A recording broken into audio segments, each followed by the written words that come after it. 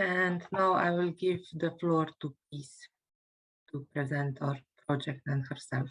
Thank you, please.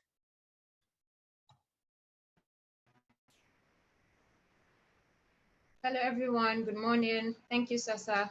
My name is Peace Odili, and I am the Executive Director at Emerging Communities Africa from Nigeria. We're focused on solving problems with technologies in Africa. I am here representing to talk about the AfriConEU project, and it's nice to meet you all. Please let me know if you can see my screen, because I'm sharing right now. Not yet.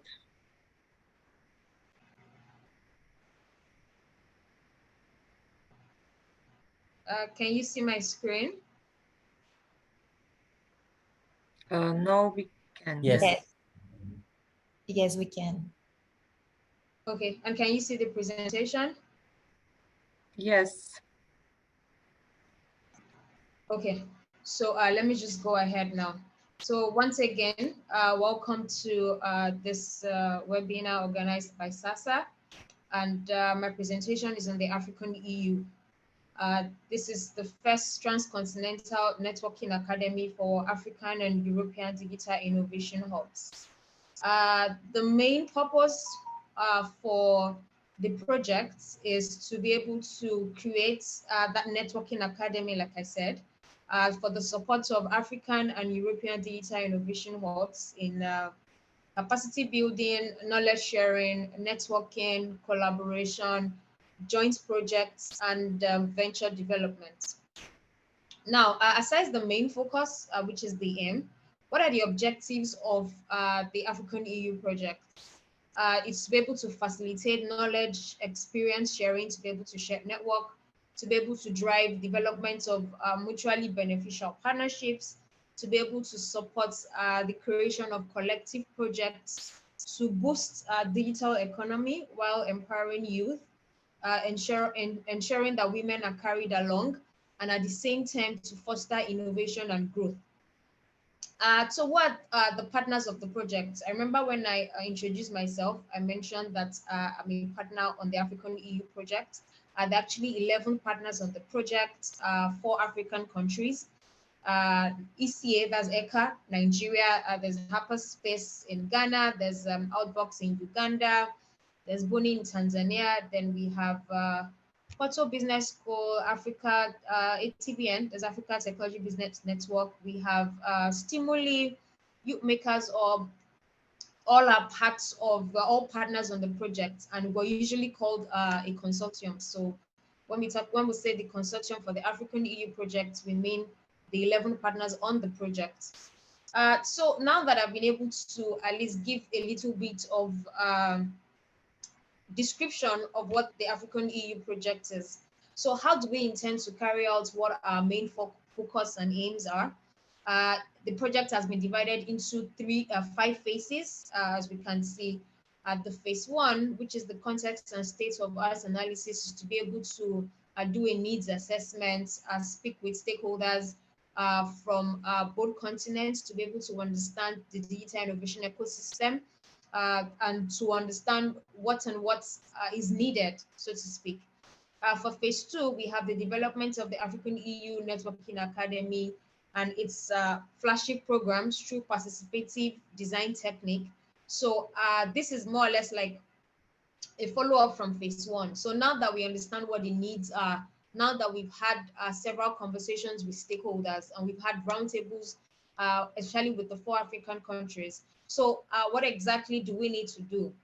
This is where phase 2 comes in, when we now had to, from the needs, we had to develop a flagship program to be able to have participative techniques, to be able to design academy activities to ensure that we have our outcomes.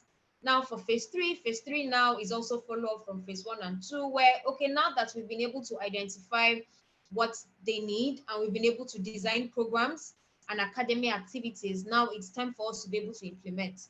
That's where the rollout, implementation, and assessment comes in. And then this also leads to phase 4, where, okay, so after we've had all the webinars, masterclasses, and all the activities that we need to run. Now we now have to be able to analyze the results to be able to build that AfriConEU community. And then it goes to phase 5, where we have the communication and dissemination. So now that we've been able to accurately highlight and design what we need to do, while also implementing, at the same time, we're supposed to be able to communicate and be able to disseminate everything that we've been able to gather all along to the public. Now, yes, I've been talking about the AfriConEU Networking Academy. I talked about it being the first trans-continental networking academy. And then I just now talked about the AfriConEU community. So if we say what is the community, it's here we can see that it's made up of tech hubs and digital innovation hubs, policymakers, startups, women, youths, entrepreneurs, investors, African diaspora, data innovation hub networks, African Union and European Union initiatives, Pan-African network. That's what the community. So when I talked about creating a community, the community is going to be based or is going to include all of this. Then earlier, I also talked about the flagship programs that were designed from phase 2. And here we can see that the capacity building flagship programs have been broken down into 12 local workshops, 20 webinars, and 8 masterclasses. And then also for the trans-continental partnership development flagship program, we have 1 international brokerage event that would be in Italy, 4 boot camps that would happen in all the African countries, Nigeria, Tanzania, Uganda, and Ghana. And then we have 1 capitalization event. So for the capacity flagship program, don't forget that the programs have been divided into 2. That's the capacity building flagship program, as well as the trans-continental partnership development program as well. So for the capacity building flagship program, there's 4 major themes that the activities were divided into. So the focus is business development models and multi-actor approach, technology transfer of innovative technologies, startups, financial support, digital and entrepreneurial skills development. Don't forget that I mentioned that we had that needs assessment, context analysis, where we spoke to several stakeholders. And it was from that conversation that we divided into these 4 themes.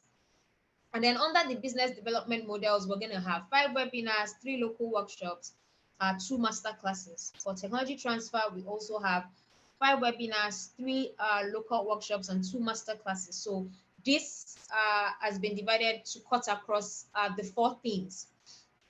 And then if you also remember when I mentioned earlier, we're looking at a situation where everyone will be able to have answers to their questions and then to be able to relate through all of our activities.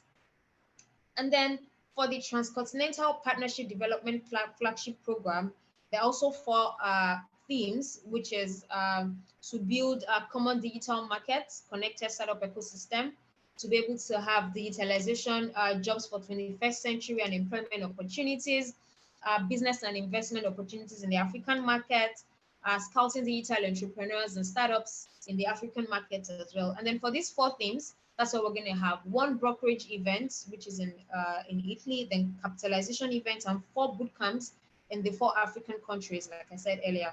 Now, all that, like I said earlier, 5 masterclasses, 3 local workshops, and then webinars. So we're going to have 45 academic activities in total. And then from this, we started in May. So we've had masterclasses and workshops, webinars in May. We've had, and now this is July, we're in July. The masterclasses on sustainable business development, the workshops. So far, what we've had, you can see we've had 4 digital innovation hub strategy and strategy resources done in Ghana. That's the workshop now. Then we've also had purpose-driven digital innovation hub that was done in Tanzania. And then so far from this, we're going to keep having programs. But then for July, if you look at July, we can see that gender lens finance, a master class that has already been done. genderless innovation that has also been done. And right now, one digital innovation hub business model for the local workshop in Ghana that also has been done. So our next activity would be in October. You'd have to follow us on our website and all our social media platforms to be able to stay updated and to know the dates of this event. Also for next year, so this is for 2022, and you can see that after July, the next event we're going to have is in October as well as in December. For 2023, that's next year, we're going to have workshops in January. We'll have in Nigeria, building a network of funding sources. We have in Uganda, as well as all through, like I said, kindly follow us on all our social media platforms, as well as our websites to be able to stay updated on all our activities.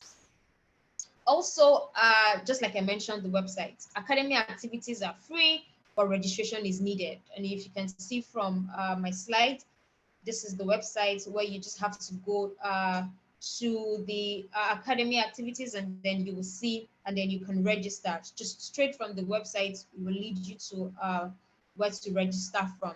So the website is AfriConEU.eu. That's the website. Thank you for your time, and I hope that we have fruitful deliberations today. I'll stop sharing my screen now. Over to you, Sasa. Thank you, Peace, for providing us valuable information, and also to invite participants to come to our next event.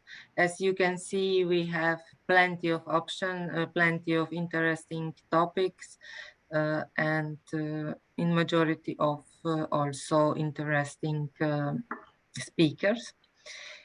And now I will start sharing my screen to go on with my presentation. I think that you can see it now. And I will make short introduction to the business model and I won't talk about what digital innovation hubs really is, because I think that this is the information that we are all aware of.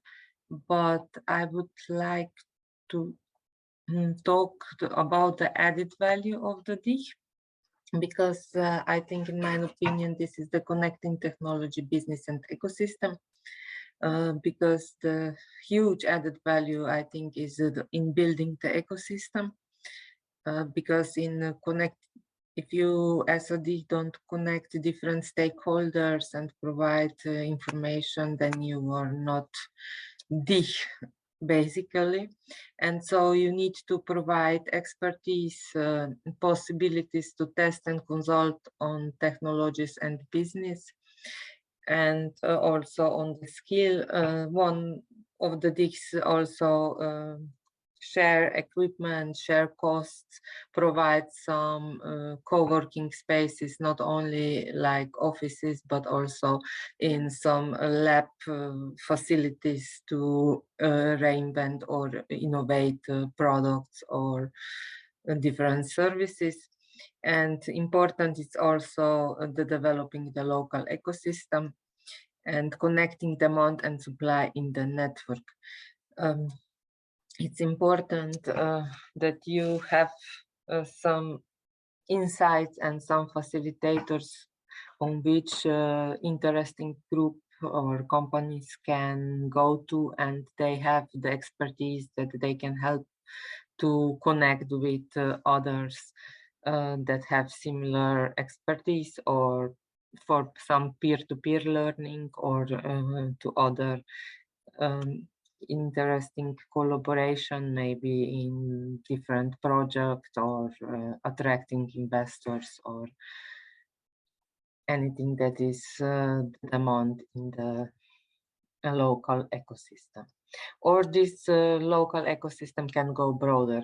Some cover the whole continent, or the region, or even the whole world. And as you can see in the picture in the right corner, the main competences that DIH should have is test before and best, support to find investment, innovation, ecosystem and networking, and skills and training. I will talk about more about services that DIH could and is providing in later stages of my presentation. And now I would like to talk about why business model is important, because it's describing the business logic of your DIH, connecting the dots to explain what you offer to which segment of your ecosystem will create value and why this will generate profit. And also what this citation says, that the business model explain how an organization creates, delivers and captures value. And it's different from strategy of DIH, and we have talked about strategy development in DIH in one of our previous events.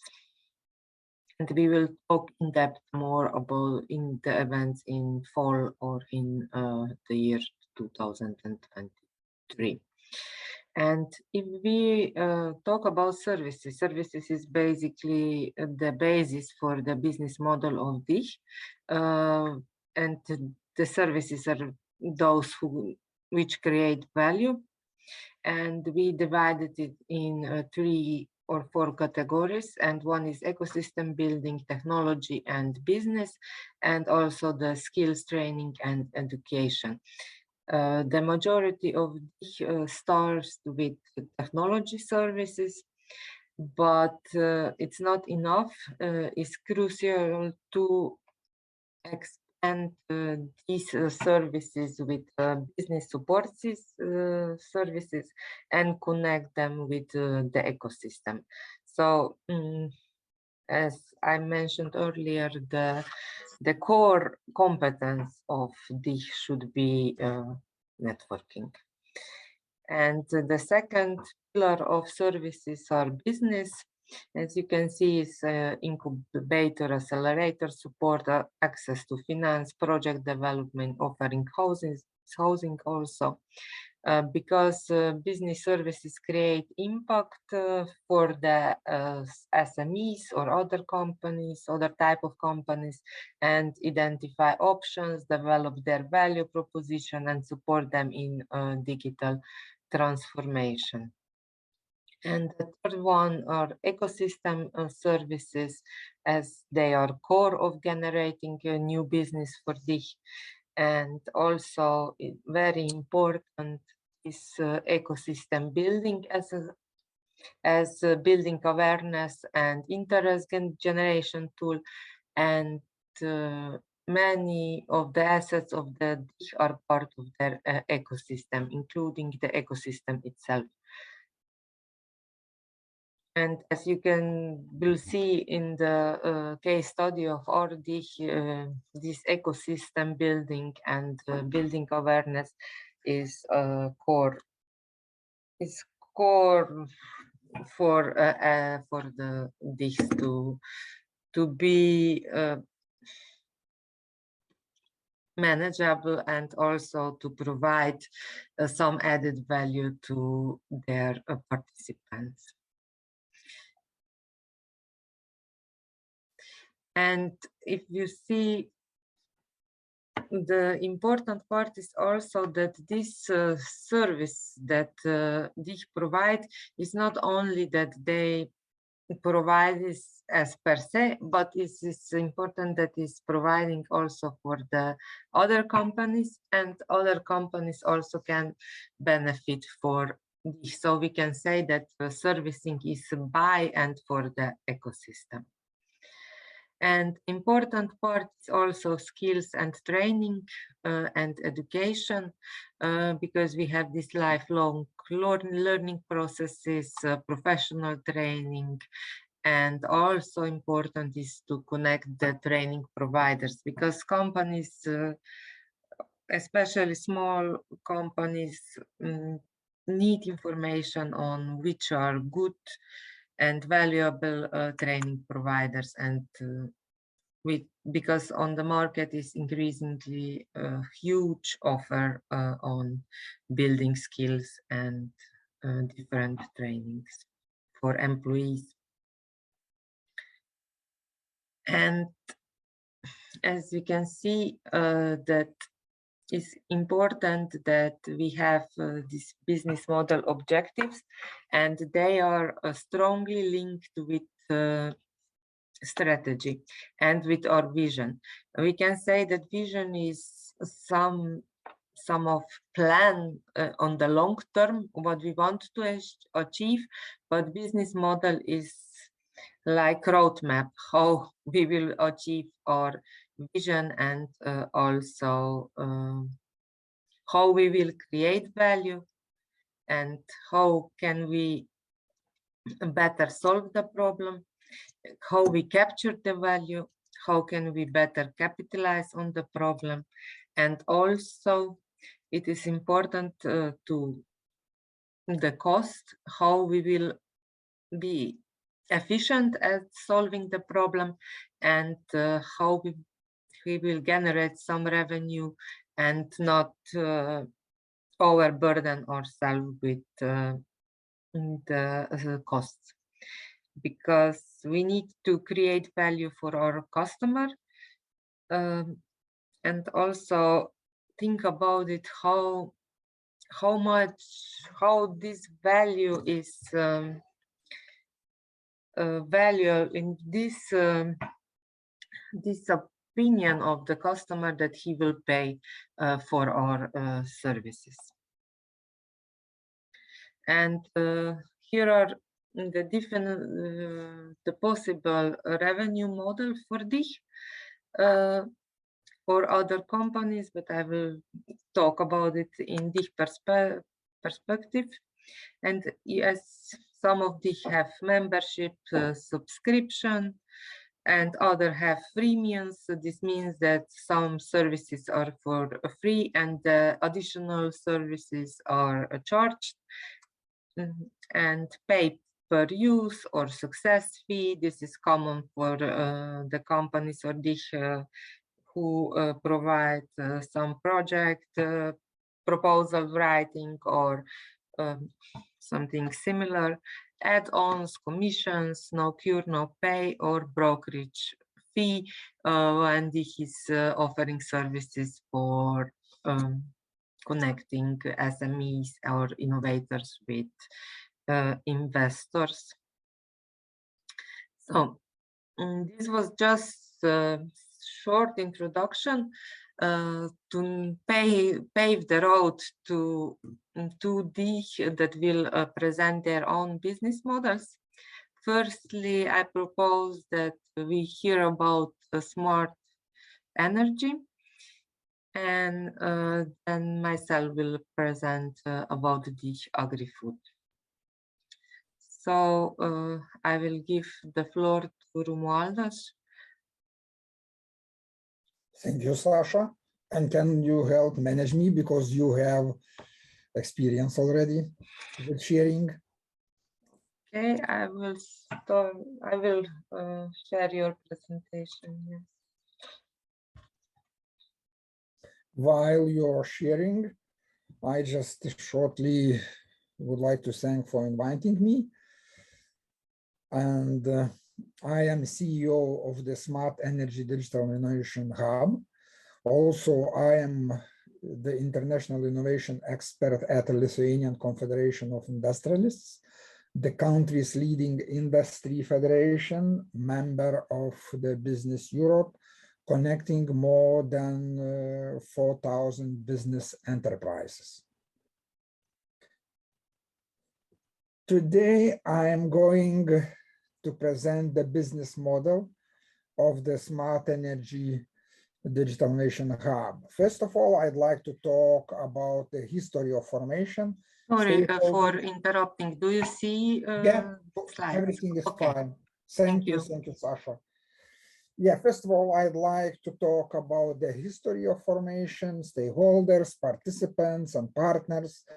After that, I will mention what is digital what our digital innovation hub is in general, what our roles, purposes, and in the end, I'll shortly talk about our activities and plans. Smart Energy DIH is the renewable energy innovation ecosystem based in Vilnius, Lithuania. The DIH brings together major research, business, and public stakeholders in Lithuania for the common development and implementation of digital transformations in the renewable energy, greenhouse gas reduction, eco-design, recycling, environmental protection, circular business model development, and associated sectors that meet Lithuanian and European citizens' needs. Smart Energy DIH was established to build appropriate frameworks and amounts of high quality of renewable energy data for high performance computing, data analytics, and artificial intelligence. Smart Energy DIH was established 3 years ago under the initiative of Lithuanian Confederation of Industrialists. The main stakeholders of DIH is, as I mentioned, Lithuanian Confederation of Industrialists and a few companies acting in renewable energy. Other participants signed a joint venture agreement, I think as we do in all digital innovation hubs, and acting like consortium and ecosystem of the renewables.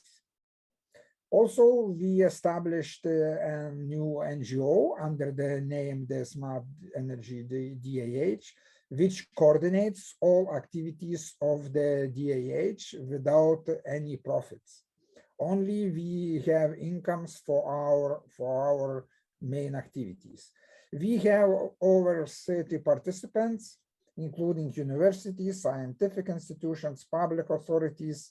We have 2 innovation excellence centers in different cities, large enterprises, startups, and mostly SMEs. And we have 1 financial institution as well. As you know, Digital Innovation Hub have a couple or dozens of founding sources. I saw in Sasha's presentation, it's very good to present about financing sources, about all possibilities.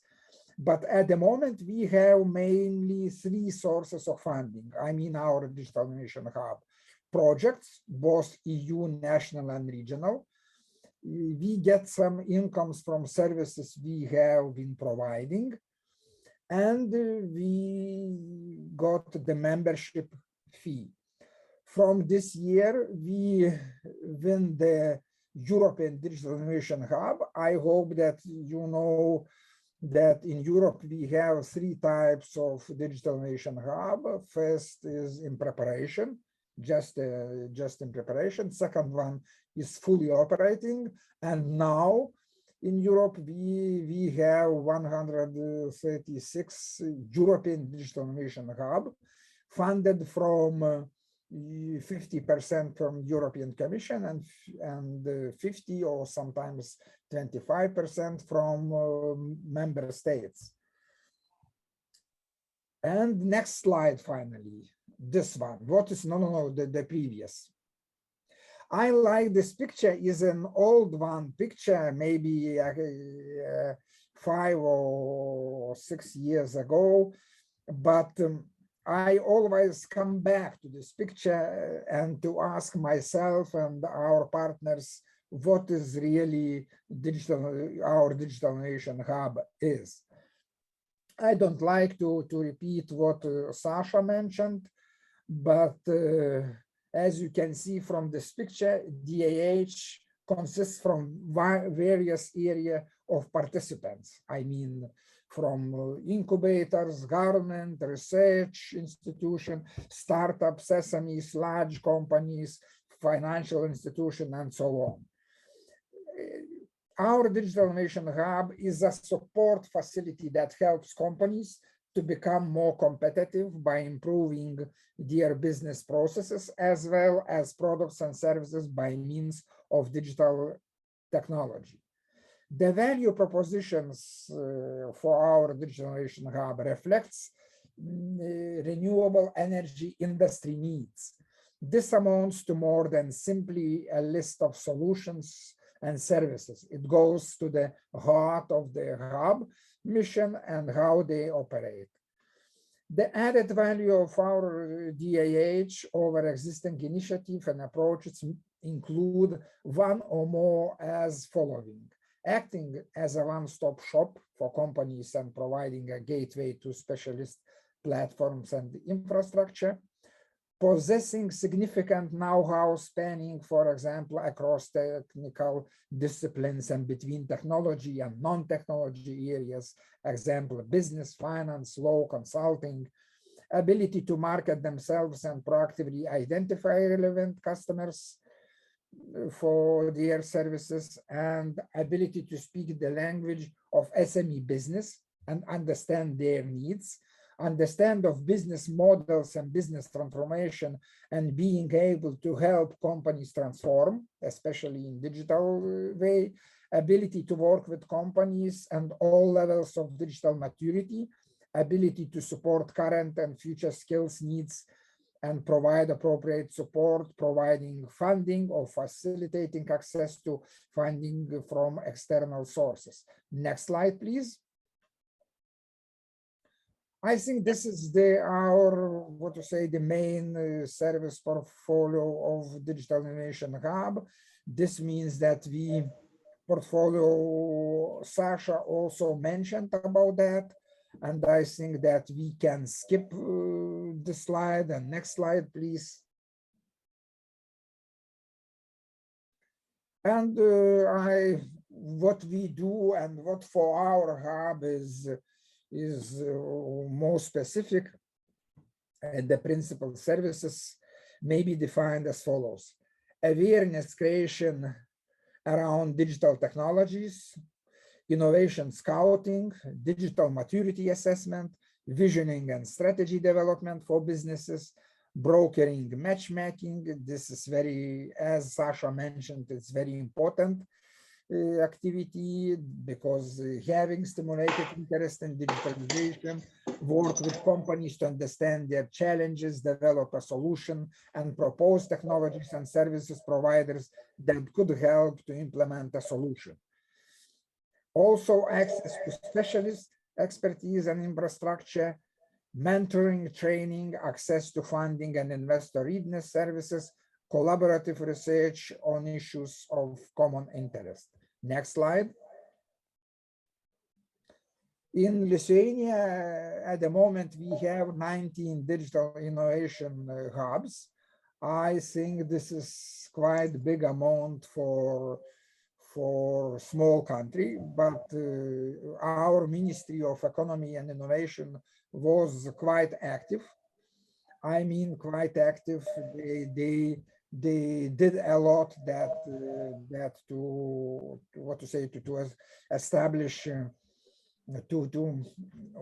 encourage establish digital innovation hubs.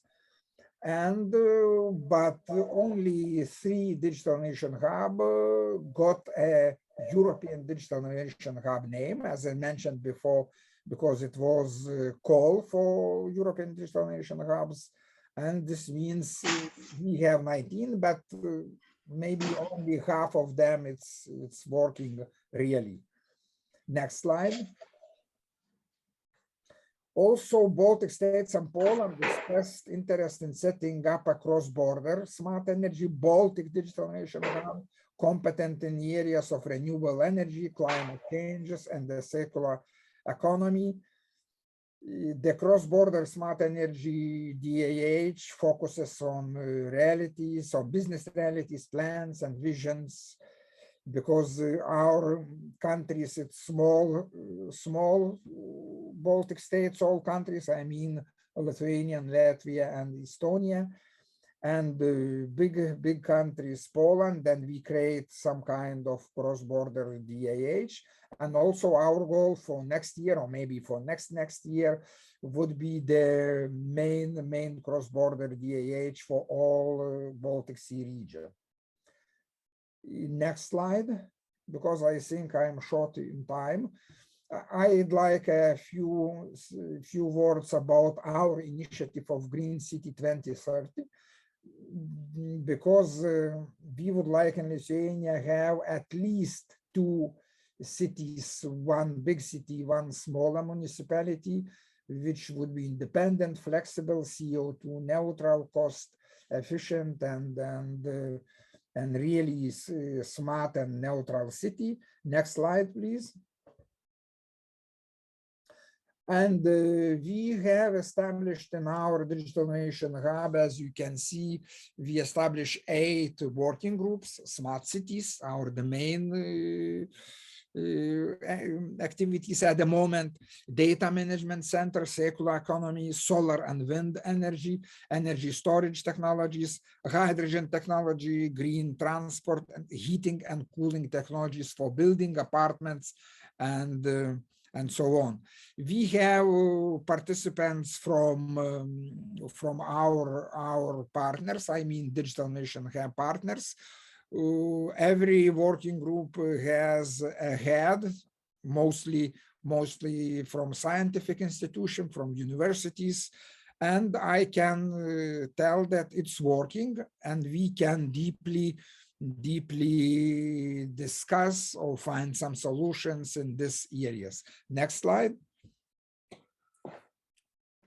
This is our case studies. We have success stories. The first I would like to tell in the middle, floating solar plants in floating, and the second in the left side is advanced bifacial solar plants, because bifacial, this means that in the morning you can get from morning sun, in the afternoon, and they can change every what to say, from the morning to evening, and get bifacial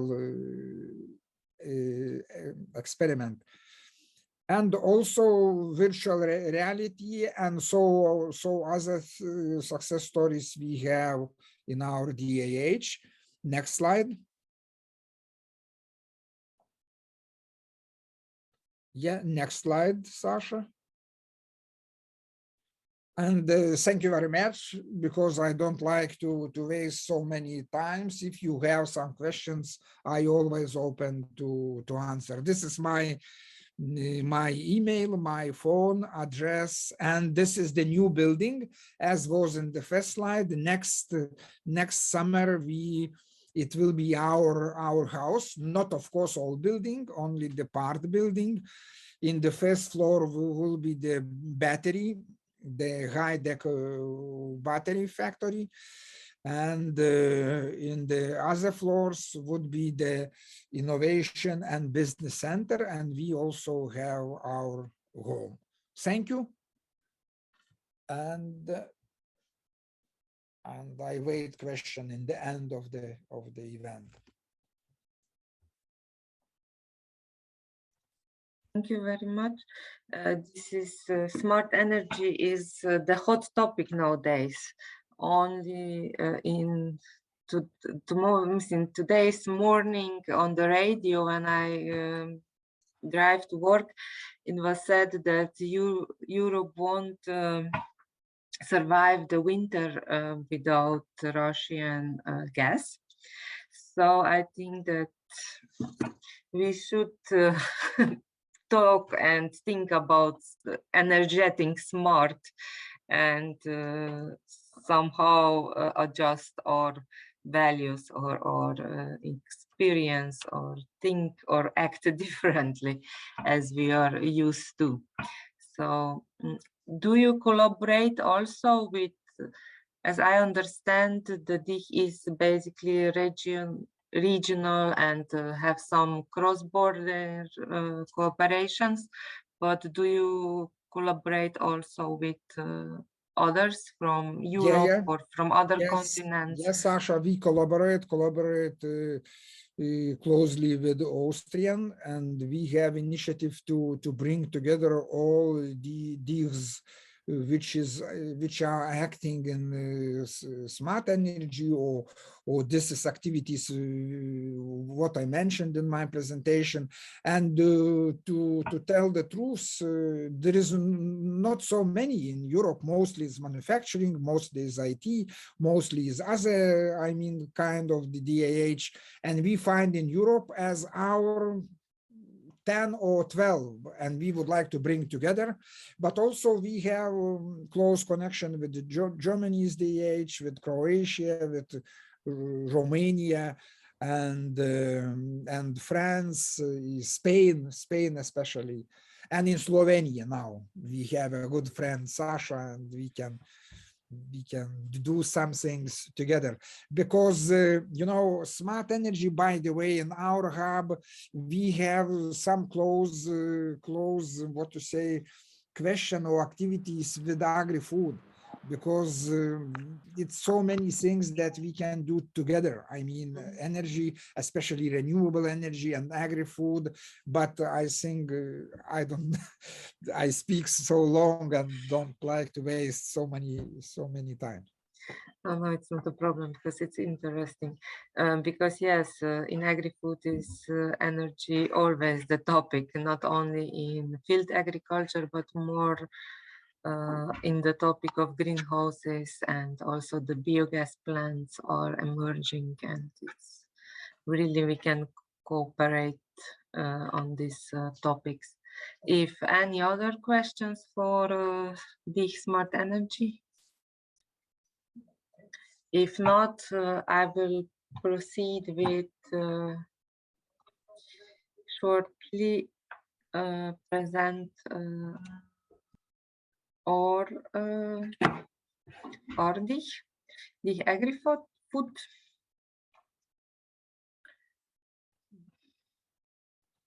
Do you see anything else as my dog?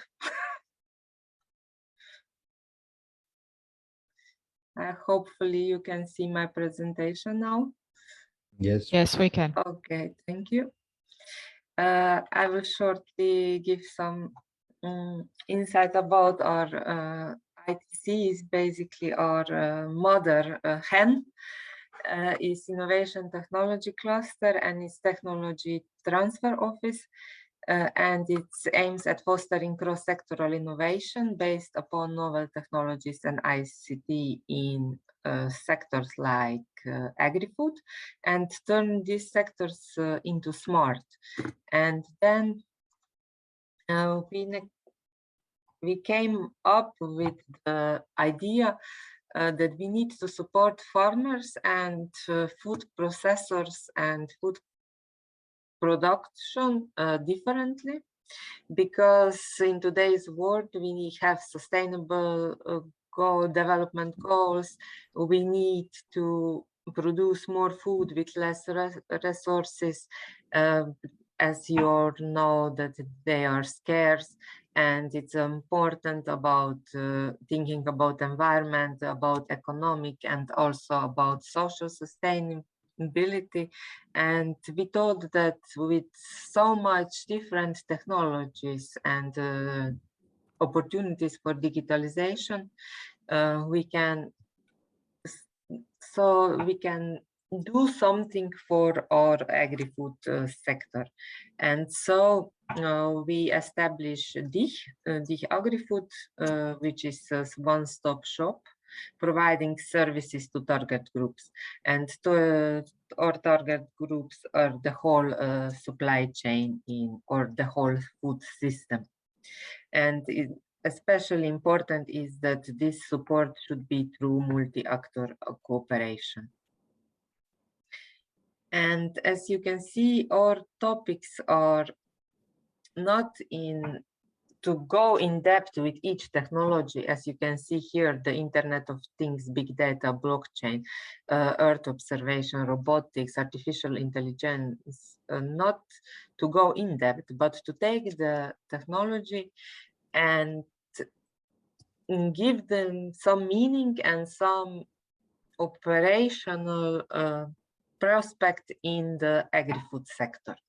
So we have these three pillars where we work is the digital transformation of the agri sector, the short supply chain, and the gastronomy, which is somehow linked to short supply chains.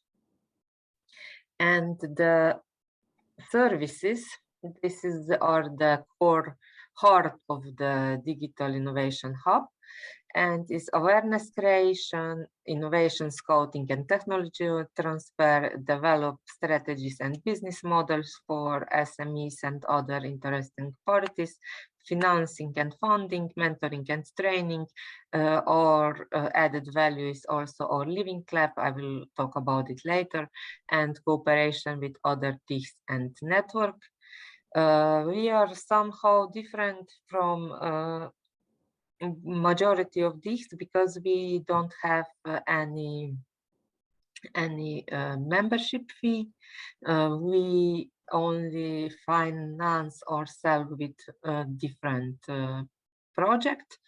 The projects are mainly focusing on agri-food sector, and some of them are also focusing on business development and on development of digital innovation systems. From our you can see our project listed here, and from them the most important, in my opinion, as I'm the agriculture specialist, is Zero and Radiant, and some of the digital projects, and especially I like to mention Zero all the time, basically, because we don't think about it that the Zero project is dealing with food loss and waste. And it's important that we think about it, that 1/3 of food that we produce is wasted on the world basis. And when we talk about resources and environmental impact and all of that, if we solve that and don't waste 1/3 of the food, I think that the majority of all the other problem in agriculture will disappear. But this is not the important part of this presentation today. I would like to talk about Greenpoint also, because this is basically the more important part of our DIH, because it's the Living Lab, and all the technology that we preach to our farmer and other interesting group is implemented and tested in Greenpoint. Greenpoint is the food system. So the stakeholders and interested and innovators and all that have some higher tier levels of their innovation can come to the Greenpoint, and we can then validate their solution there in the smaller portion. And then the innovation is, if the validation becomes bulletproof, then it can be, the innovation can be scalable to other environments. And I will talk about our platform. This is the Agri-Food collaboration and networking platform. We have more than 800 organizations already enlisted, more than 25 projects, 2 innovation network, more than 20 Living Lab cases, more than 60 DIHs from agri-food sector basic, and also from other sectors that collaborate with agri-food, and also the facilitators from 7 countries, and they are especially important because they know their local environment. So here you can see the web page. So if you are interested, you can also enlist yourself or your organization in the platform. So this is in the short. about our DIH, and as I mentioned, the biggest, I would say, differences from other DIHs that we are not membership based, but we are very open to that every of our member can state that it's a part of DIH and is important. And there's cooperation between different stakeholders, especially in our local environment, is very strong. And from, I think that last month come the results, and we are also part of European digital innovation hubs. So if any question to me for agri-food sector or to Romualdus previously about smart energy, you can ask us or contact us also later if you want some kind of collaboration or some other insights about our sectors or operating in different sectors. And so,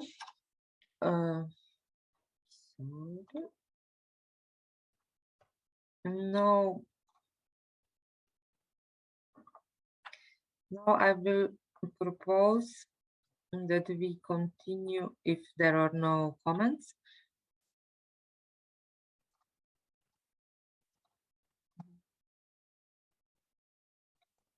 I don't know what I'm doing, but I have some technical difficulties. Sorry for that.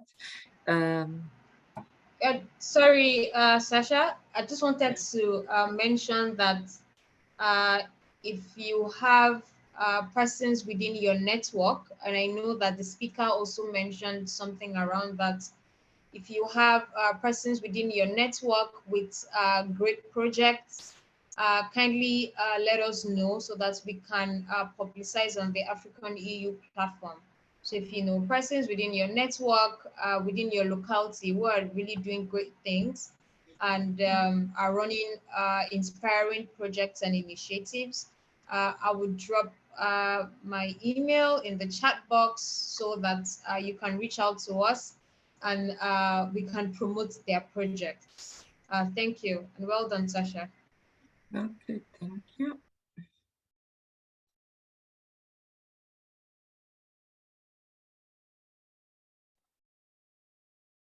And also for all of you, Romualdus also in the chat, he provides his email if you want to contact them. And Gideon also have one question in terms of the different DIH models. How does a hub decide of which one will be most effective for their operation? I think that this is, I will answer it in the way that it depends on the local environment and also on the consumer or the customers of the DIH. And also, what do you want to achieve?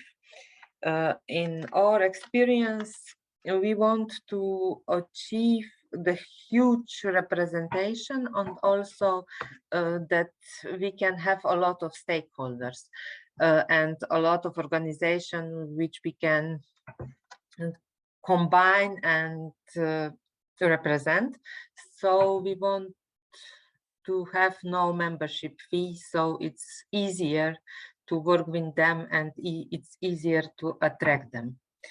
But and on the other hand, we also have a project which we can use to make that digital transformation of the agri sector and also to finance our activities. So it depends on what you already have and what you want to achieve. And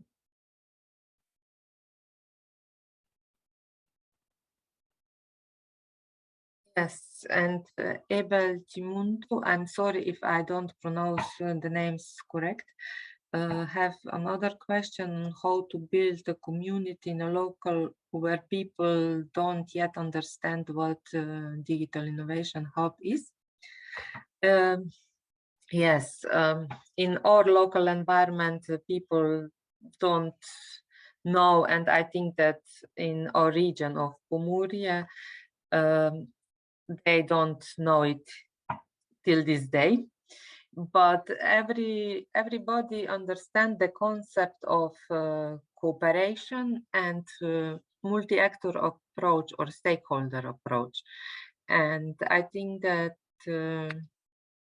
it's important that you go from this perspective, that people are aware of what you are offering, and that you offering technology transfer, or you offering cooperation with different actors, and don't stick with the name of the entity. This is my opinion. If anybody has some opinion also, because I don't like to be the only opinionated people here. But if you don't, it's the oh, Gideon, you raise your hand. Thank you. Yeah, and so regarding the question that Abel asked, I think that first of all, people should see some value in coming together, because in every community, there are some people that are trying to do something. There are innovators everywhere, but when there's no meeting point, or if there is no community, whether virtual or physical, people work in silos. In Ghana, for instance, when we were starting, most people felt that if they work in communities and share their ideas at the development stage, some people might take their idea and run away with it, or because probably they have more resources, they will take the lead to develop it, and then they will lose control.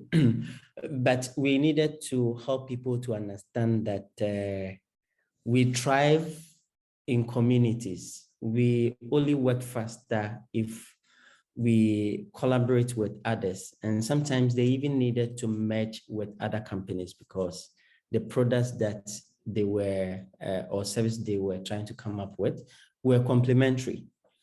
And when they saw the value in coming together, then we saw people even recommending to their friends and family members to join the community. So it is about pitching the value of coming together and then sharing examples, successful examples of people working together with others, and also getting real-time feedback from people that have their interest at heart. I think with that, it will be easier. Definitely. Yes, it's always in business modeling, but if it's DIH or other company, that you have some solution for your customers, and that you stress out what they will get from your solution. So it's never enough to stress out the impact or the values that come from cooperation. Yeah. And we start to thinking about it and start to eat our own egos, so to say, and working together to produce more results. Yes, thank you, Gideon, for your comment. And I will proceed to our Canvas model and start sharing my screen again. I think that you should see my presentation. Yes. And here we have our precious canvas. And now I will put the link to the Mentimeter in the chat, because I have preparing some question for you, and you could answer it in Mentimeter, because if you would like to better than say it out loud. And I envision that we will go through all of the 9 construction block of business model canvas, starting with the customer segment, and then go to value proposition, to channel, to customer relationship, and to revenue streams, and then to key resources, key activities, and key partner, and then to cost structure. And more in depth, we will do that in our masterclass in September, when we will fill out each of these separate columns or rows with our ideas. And now we don't have that much time, but I would like that we go briefly through them, also to some of the core questions. So I will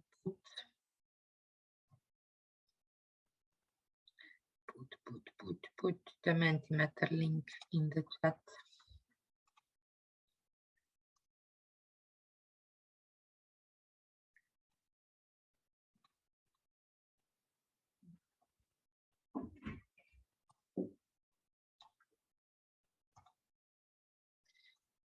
This is here.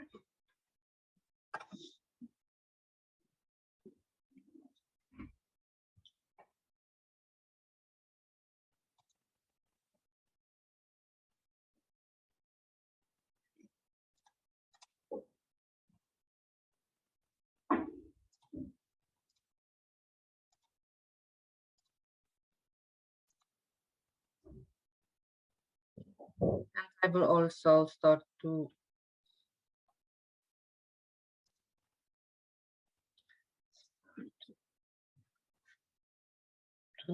share the first question on the screen here.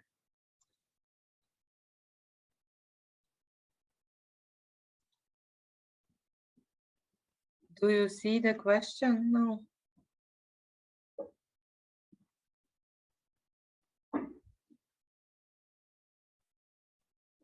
Okay.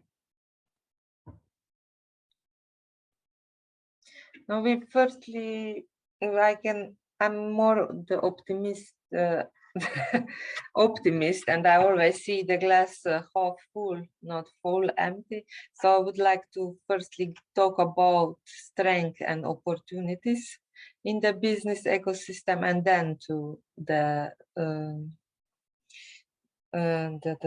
weakness and lack of.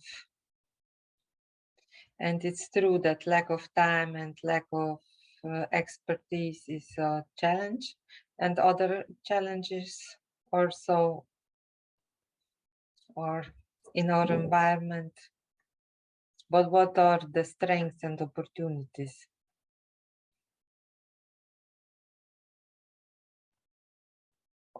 I would say that collaboration, definitely. Large network, yes, and I think that from COVID era, also the large network and large are not so much of the problem nowadays with all the tools, and that we are always on the Teams and other e-tools. Oh, we have a lot of answer now. And collaboration, community building, communication, the large network to provide services. Yes, it's true.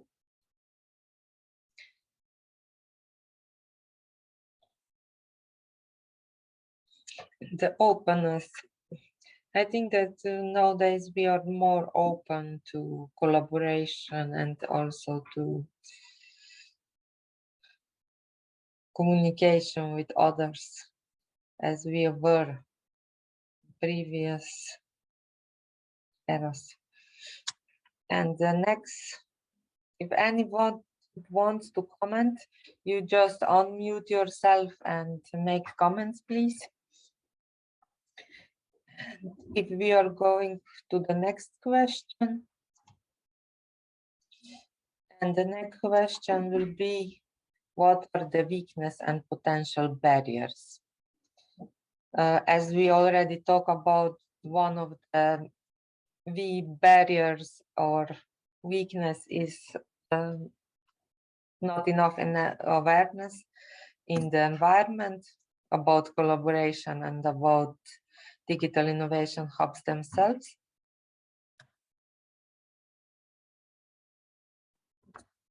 And what are others?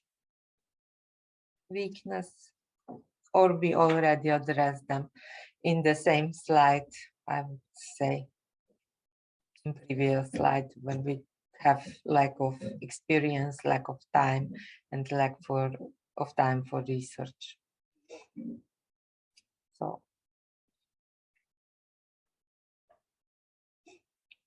and lack of experience and understanding. SMEs, close-mindedness, yes. And as Gideon previously mentioned, this fear of that somebody stole ideas from you is also the problem, and lack of trust, definitely.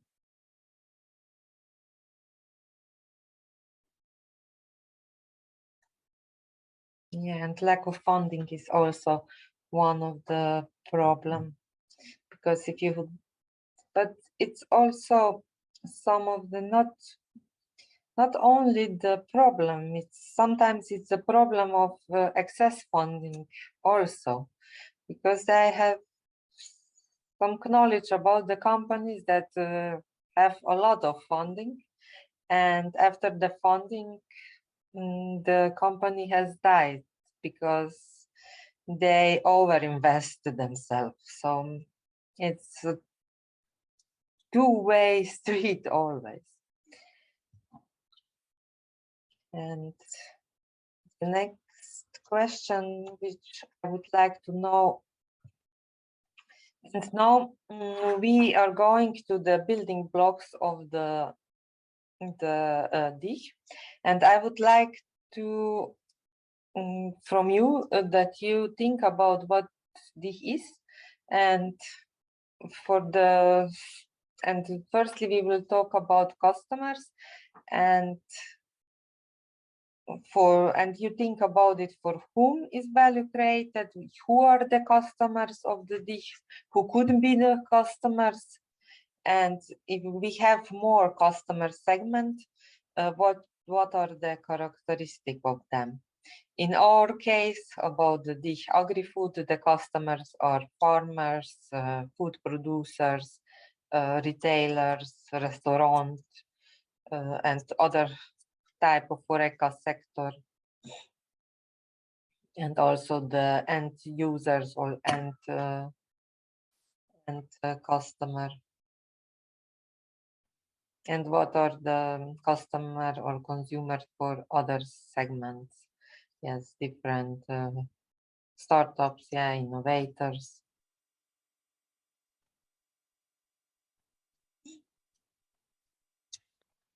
Also,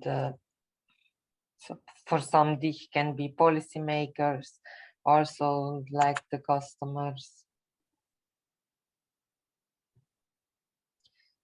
And if we are going further in the building blocks, we have the value proposition. And here we can talk or think about added value and what is our core competence, what is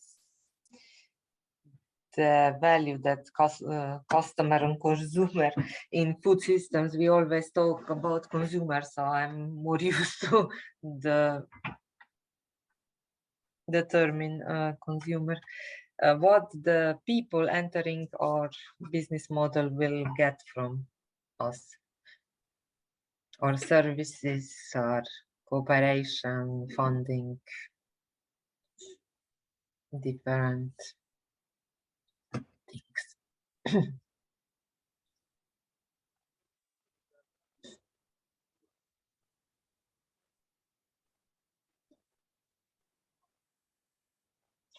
It's the workspace, space for test, technology transfer, cooperation, networks, expertise, workplace space, troubleshooting. Yeah.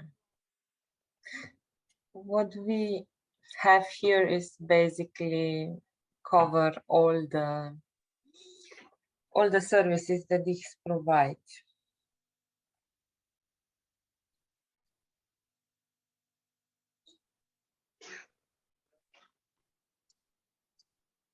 And then we can go through channels, through what channel our customers reach, which of these channels do you think that works best. Here it's about social media channels, or if you're operating in local environment, maybe local radio, local newspaper, Facebook, building community in person, face-to-face meeting, yes, newsletters, open days. Yes, I think that open days are really valuable because people can see, and in the environment, and it's always better demonstration also.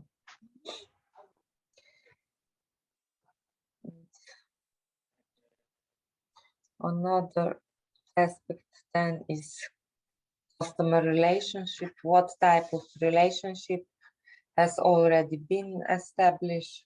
How effective are these relationships? What you can do about it? How to enhance a relationship?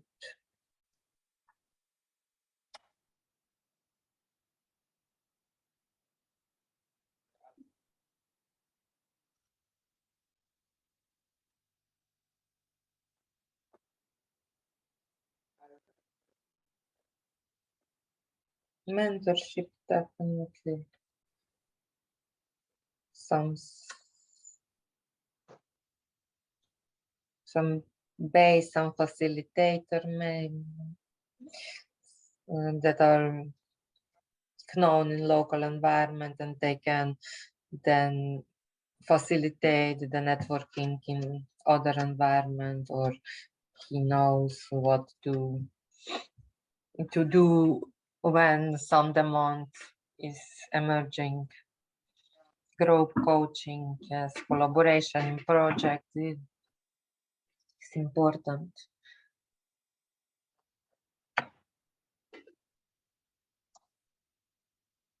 And then we already have.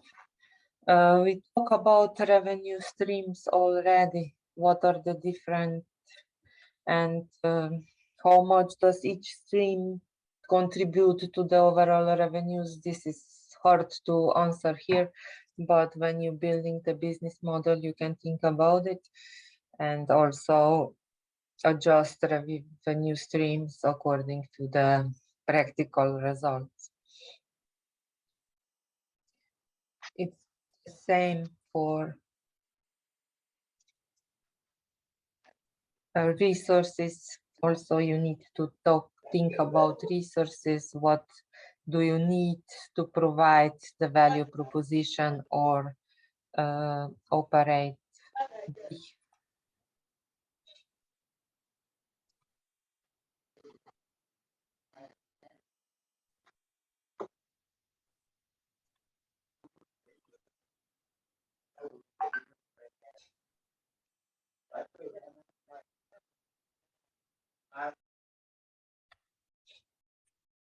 Yes, technology expertise, people, some partners, yeah, technology.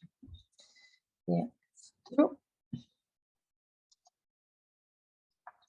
And also you need to think about key activities like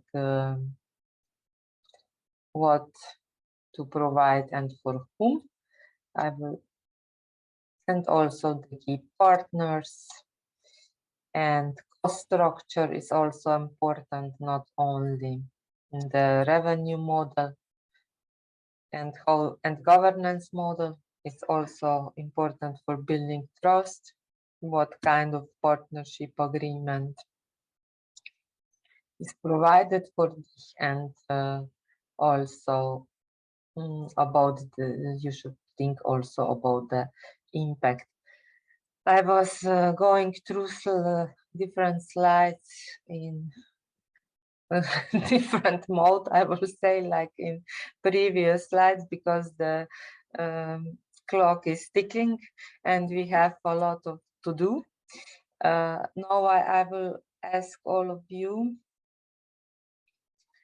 to come back here and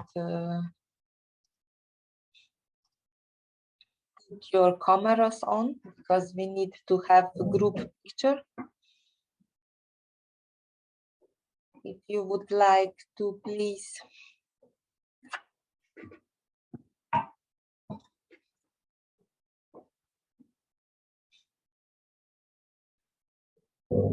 More.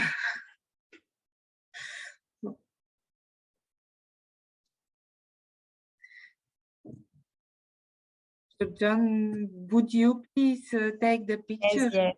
Okay, now we're ready. And we could smile. Thank you very much, everyone. Thank you. And thank you for your smile and that you put your camera on.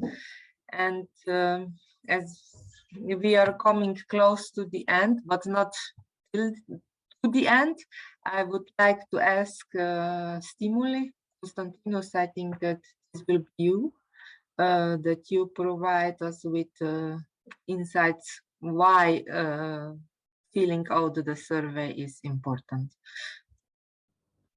Hi, Sasa. Thank you very much for this. I really enjoyed this webinar. I found everything so interesting.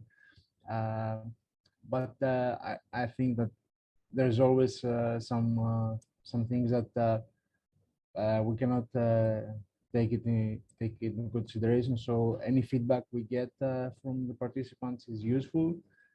All the information we collect, we analyze, and we try to come up with proposals to improve our future events. So it will be useful for us to have all these data. So please follow the link that Sasa will share with you, and fill in the questionnaire to be able to collect this information.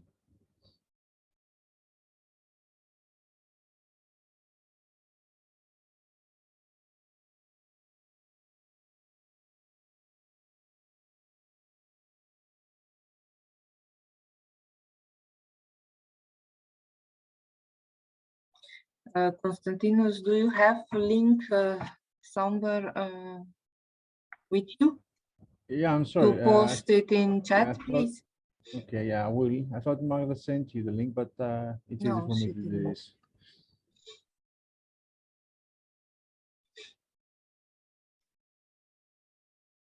So please, if you could fill out the questionnaire for participants that Konstantinos will share in the chat.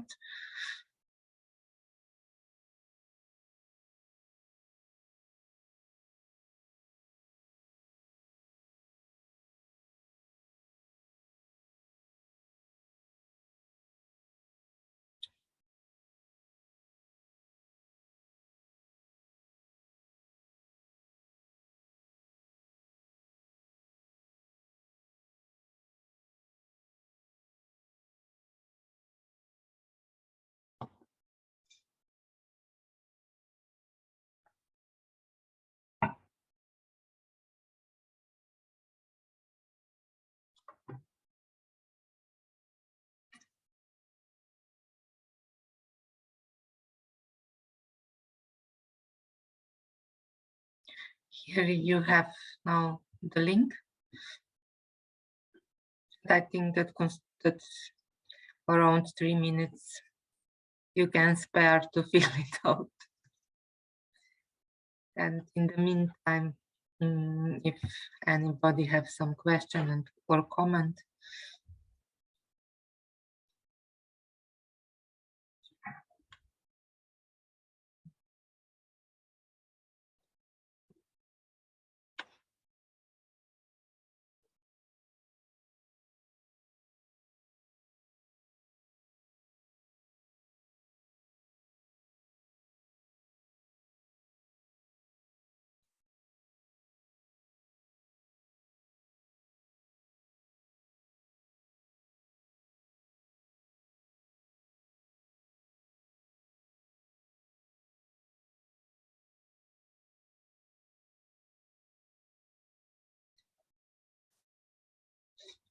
I will also share the link with you after the meeting ends.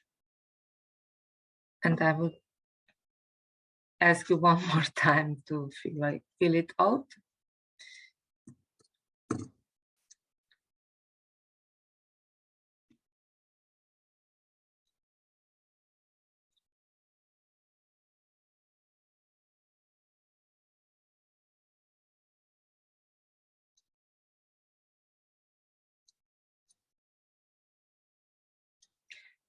I would say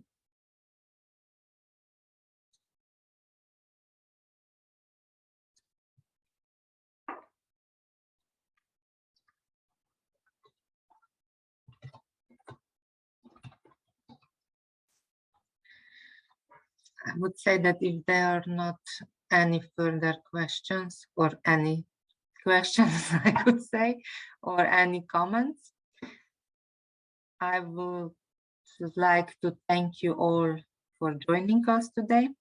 I would like to invite you to our next events.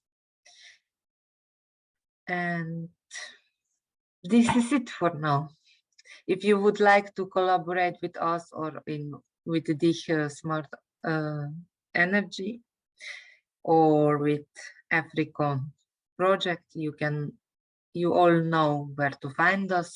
So enjoy your holiday and see you again soon. Thank you. Thank you very much. Thank you. Bye.